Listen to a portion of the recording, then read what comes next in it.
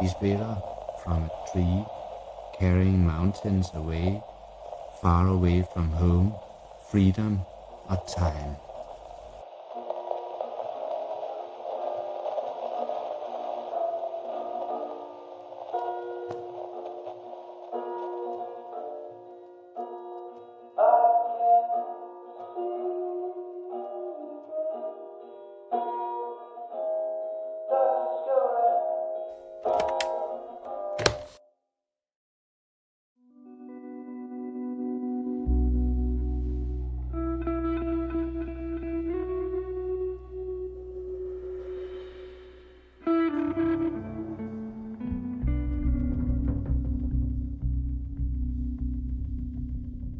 On the morning of June 3rd, 1975, in Copenhagen, Denmark, I gave up the exploration of my inner wilderness.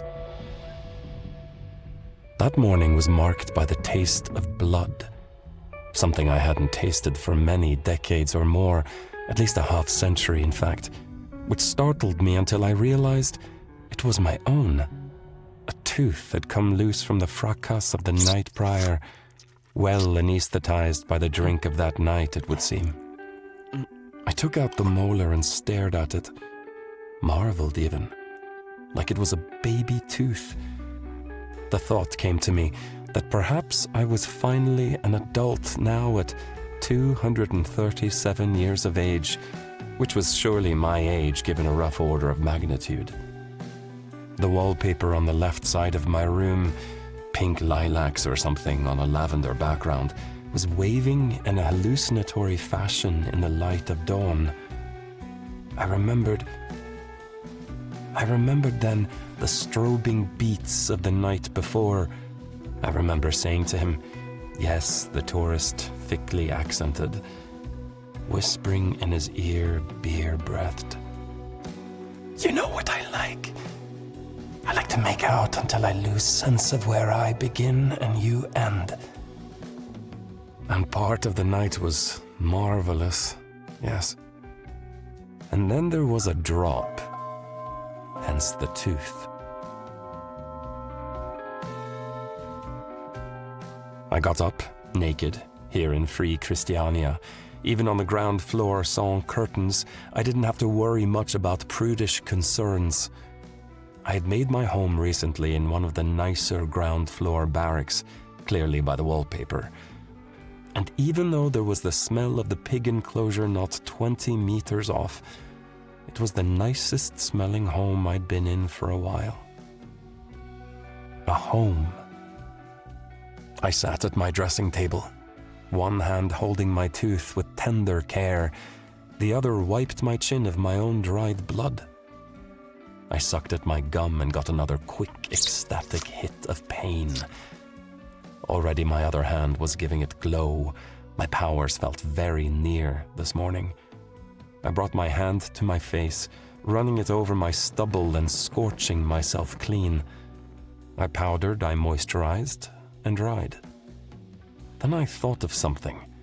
A copper necklace with a little gold egg I'd found at the bottom of a well, which is what I call drinking too much and not remembering. I concentrated the glow on my fingertips and began to fashion a space, a little notch for the tooth. Then, while it was still hot, I pressed it in. A crown, I thought. A crown for a free Christian at last. I put it on, pleased. Still smoldering, it burned a little between my breast. I never felt inclined to jewelry, but something about today felt like a self-baptism, and I owed myself a gift. I owed myself a gift for my reform.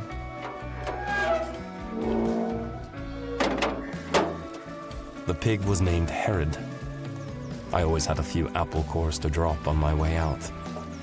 I had fortunately not used my bicycle last night, since it was there in its place. If I had, I would surely be spending the rest of the day looking for it, as I'd done a dozen or so times this year. Reformed, you say? Yes, I say. I am reformed. The day was crisp and free of morning fog, and I zipped over the first bridge, unconscious of the rumbling at my back. Then they were surrounding. One, his tire behind me was pressing me to keep pedaling hard, and one at each of my sides, hogs on hogs, rebels with apparently some cause. The one on my left spoke over the angry bleating of his bike. God morgon! Hur är käken? Kommer du ihåg mig? He turned his face and pointed to the side of his cheek. It had a burned scar. I presumed I had done that, but couldn't remember quite. Still, it had the mark of my handiwork. I smiled, jumped on top of my seat and handlebar to surf my bike and suitably impress. Then, as we approached the downslope of the bridge, I jumped over the one hog and off the bridge, turning at the last moment to grasp the stone lip. I heard the crash of the motorcycle on my bike. Oh, well, I did really like that bicycle. The drop was not unremarkable at low tide, but I had little choice. I held onto my new tooth necklace as I submerged underwater.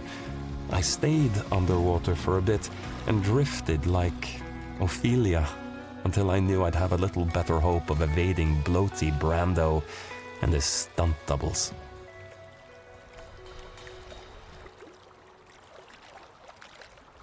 I wasn't really hungry, but I thought of being hungry when I was nervous. I don't know why. It wasn't like me to care about a fight or getting a little hurt. I could always heal. Maybe it was the tooth. Perhaps the first time I'd lost one from a fight. Unusual for our kind. I climbed out the water where I knew I'd be hidden from view. I took off my shirt, my pants, and wrung them. At least they didn't know exactly where I lived. It was a stupid use of my powers, but I didn't want to walk around wet, so I gave a quick pass of glow to my pants at least. The shirt, I kept open. Self-consciously, or was it vanity, I gave myself a quick body shave. Oh well, it's the time of free love. Though try telling others that love has been and will always be the most costly thing imaginable. I hadn't seen Caro in over a year, and nothing for us. Still, he could still be mad at me, and rightfully so, though I couldn't remember the details, only that I'm sure I was deserving. I could smell his incense from down the street. In recent times, the hippies and hipsters had gone all in on various incenses. It was helpful in concealing noxiousness, of course, but Caro had always been into burning things. He would have me press my hands together and use the glow to create blends of dried grasses for him. I humored him a lot more in those days, in the days that I felt more inclined to play at romance. It was the playing that had perhaps started the upset. Caro didn't play. I pushed the old gate open and climbed the steps of the old mill building. It was southward facing and didn't have windows on the east and west side, so it was always dim except for his loft, which usually had a fire going even in the summer months. I heard his voice from somewhere mysterious, from above. Garro Gargadin, you were not welcomed into my home, and yet you march up those steps like they belong to you. I looked up. He was hanging from a beam I'd never noticed before. He had fashioned a tether, and his slim legs ankled in, and he had his arms folded in bat-like fashion, wearing his black leotard. I couldn't tell if his eyes were open at this angle. Hello, Carlos.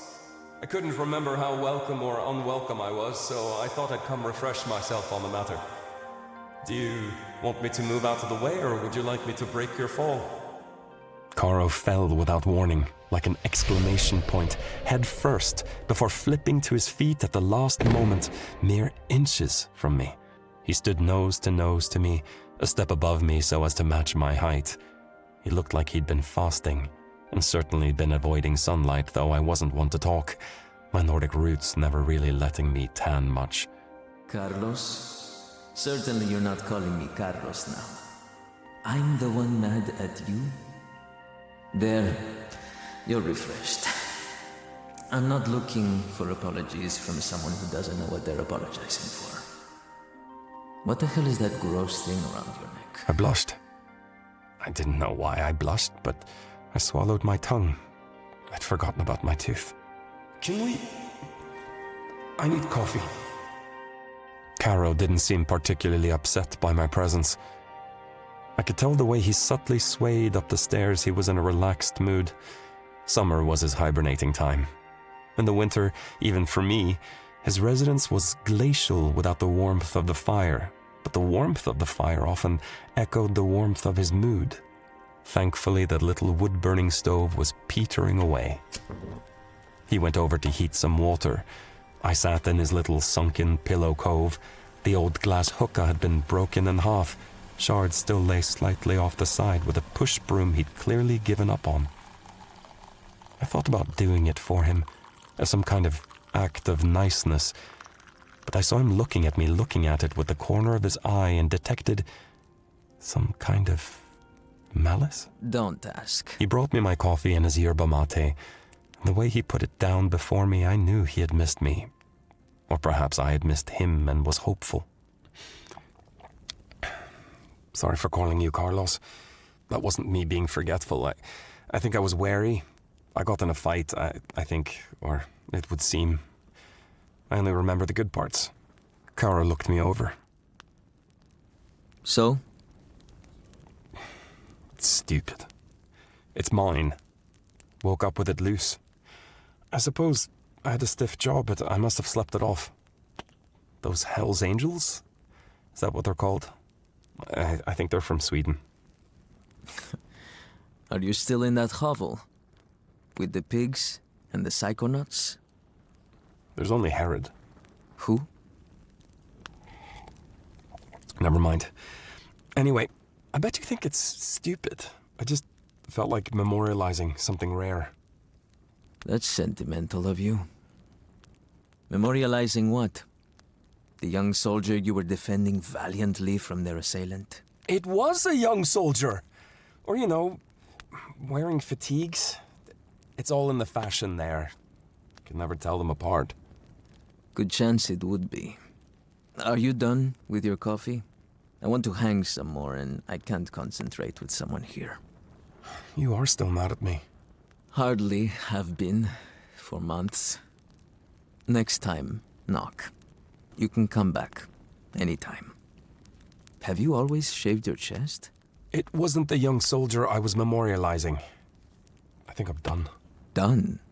With what? Don't make me say it. I get embarrassed when I use metaphors.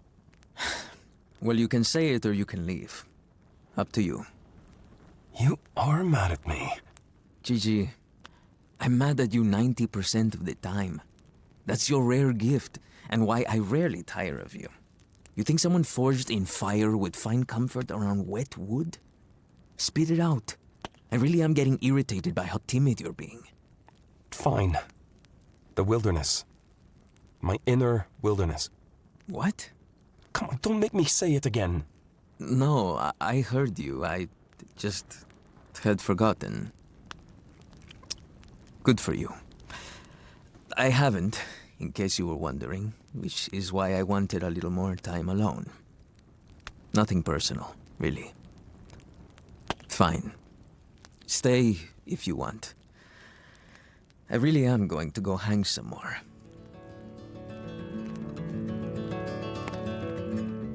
I watched as Caro scaled the walls. Always a bit of a disturbing sight since he was double-jointed.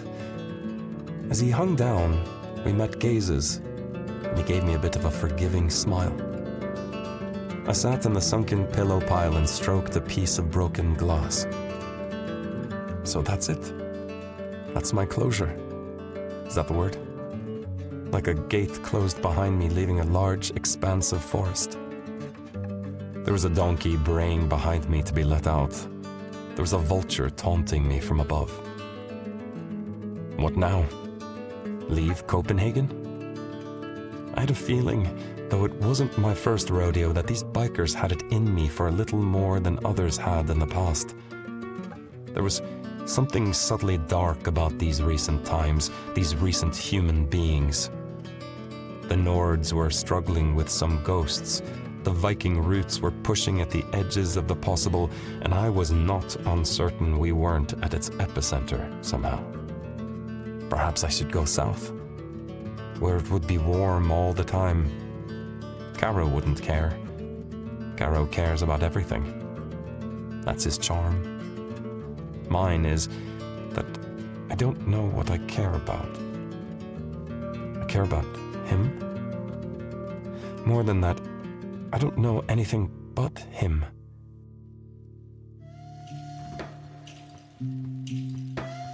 Without him, everything in this world would feel like this past year, like a hallucination, like my wallpaper was this morning. So I remember to forget, and in forgetting, I find myself again. No. Who said that? He did, perhaps. When I were rid of his presence. I always thought I would snap if I met him again, but with this change, I think I wouldn't care either way. I'm just not interested in people like that anymore, not to contradict, and certainly not to give any heat to. My hands were glowing. My powers didn't forgive. My powers didn't forget. But I could. I heard Caro speaking, but not to me. He was in a trance. I crept closer so as to hear. Me regalaste una rosa, pero yo nomás era un niño. Así que pensé que era un regalo que tenía que reciprocar, que debía plantar un jardín y así lo hice. Mis manos se volvieron del color de la tierra, mis ojos reflejaron el cielo y al venir las espinas me enseñé a no estremecerme ante la sangre, sino a sumergirla hasta lo más profundo para alimentar las raíces. ¿Te acuerdas de aquel conejo que me perseguía cuando era chiquito y cómo me asustaba? Te burlabas diciéndome que ese conejo era un vampiro. Te creí, porque ¿cómo no te iba a creer? ¿Por qué no creería todo lo que mi abuela me decía?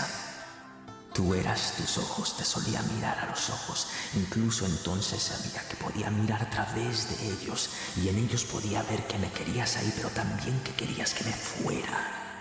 Interioricé ese sentimiento de ser tanto importante como insignificante. Cómo el amor es trascendente, cómo el dolor es parte de amar y sin embargo me pides que lo olvide, que te olvide. No te puedo olvidar, no puedo.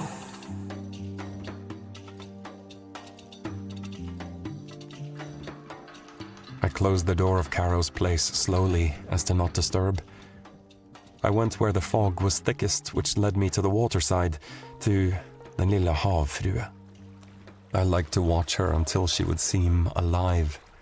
I fancied she was me sometime, that I was she, and my life here had been a dream she dreamt and that it was better than nothing, even if it was without consequence. No consequence. That's it. He's always in my way. How I still believe he meant well. How I can't divorce myself from the harm. What now? Remembering sharply, are we? What a lie. There is no reform. I removed the necklace from my neck. I thought about throwing it in the water. I stuffed it in my pocket. I didn't like the way it felt. I never liked things hanging from my neck. I think I'm doing you harm by leaving, but you'll never understand the harm I could be doing. I could almost hear his voice. Behind me through the cobwebs of dawn, I saw some shapes. No, not the hogs. Just a gentleman and his wife on a stroll with a stroller. They looked over at me and I waved, and they looked disgusted. I turned back to my girlfriend for consolation when I heard, You still don't move Christ! that quietly, you know? Although you're doing better. "You haven't done that to me in years. You actually scared me. Where were you hiding?" Were you really scared? You? It was worth it then. Caro wore a garish fur coat over his leotard. We would certainly get some more attention this part of town if the fog weren't thankfully so thick. Good. There she is. Well, a lot has happened to me this past year too, you know? that broken glass, the pipe. That was a seance I held about a week ago. You would have been invited if I had known you were looking to behave yourself. You really do look better. You have no idea how worried I was last. All my anger, all the things I said, which you probably don't remember, naturally. It was just because I was worried, Gigi. You know, your apathy, it can scare me. It scares others too. What happens in these seances? It's too difficult to explain. You'll have to see, if you come to one. It's all very human. A meeting of minds.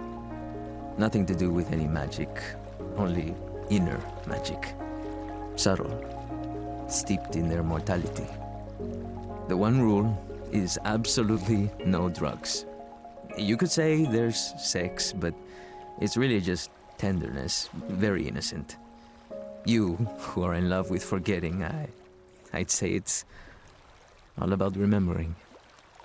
What do you remember? Mainly, I think, how it feels to have a body that decays. Can't you do that anytime? You're taking it too literally. You'll have to see. It's about the having, not the decaying. If it is about forgetting, it's about forgetting our curse. If only for a moment.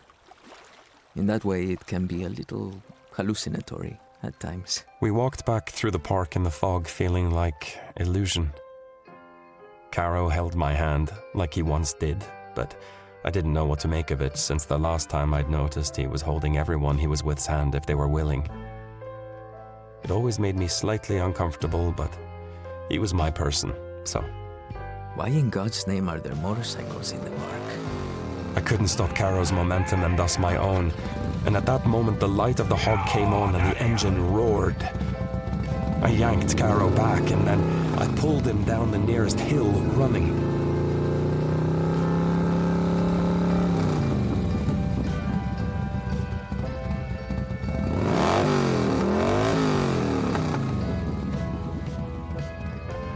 So you remember to forget, and in forgetting, you find yourself again.